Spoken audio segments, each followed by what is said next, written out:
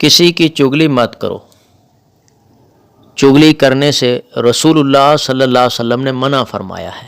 اور یہ جو چگلی والا عمل ہے نا، یہ بڑے بڑے گناہوں میں سے بڑا گناہ ہے.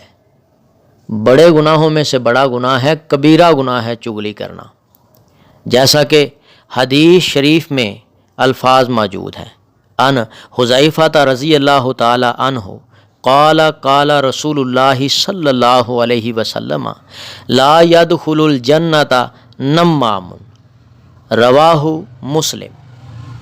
سیدنا حذیفہ رضی اللہ تعالی عنہ سے روایت ہے کہ رسول اللہ صلی اللہ علیہ وآلہ وسلم نے فرمایا، چغل خور جنت میں نہیں جائے گا.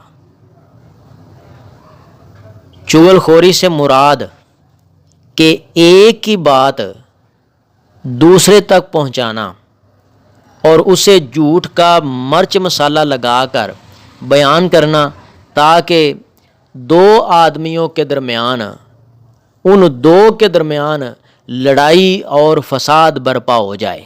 ایسے شخص کو عربی میں قطات کہتے ہیں.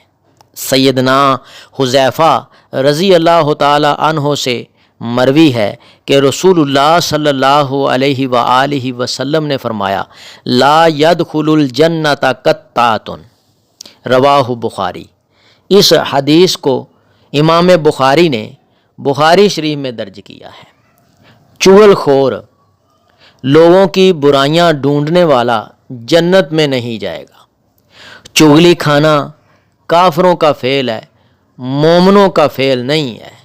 اللہ تعالیٰ اس برے اور بڑے گناہ سے ہمیں سب کو بچنے کی توفیق عطا فرمائے. آمین یا رب العالمین.